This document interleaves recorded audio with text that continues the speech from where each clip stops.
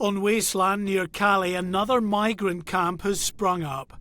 Hundreds of tents and other makeshift structures have been erected, offering shelter to those planning to cross illegally to the UK in the days and weeks ahead.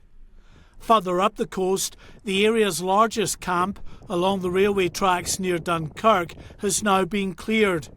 Evidence that authorities here are certainly trying to disperse those planning to cross the Channel.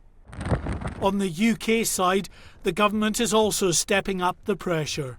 New legislation, which we're told will make claiming asylum all but impossible for those entering the UK illegally, and will include a lifetime ban on claiming asylum. Mr. Speaker, people are dying in the Channel. The volume of illegal arrivals has overwhelmed our asylum system. The backlog has ballooned to over 160,000. The asylum system now costs the British taxpayer £3 billion a year. And when we try to remove them, they turn our generous asylum laws against us to prevent removal. The need for reform is obvious and is urgent. After months of construction work, miles of security fencing is now in place around the beaches at Gravely near Dunkirk, the site of many of the small boat launches. But in recent weeks, people smugglers have simply moved location.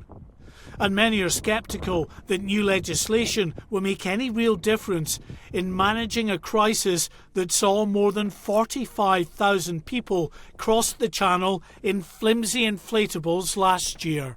The returns agreements are the nub on which the entire policy lands, and if that fails, if there aren't places to send all of these illegal immigrants that the government is planning to detain, then it will all fall apart and it will all be for naught. So that's a very important bit of the plan. Do you have intelligence on It's almost a year since then Prime Minister Boris Johnson made bold predictions about the government's new plan to send many asylum seekers to Rwanda.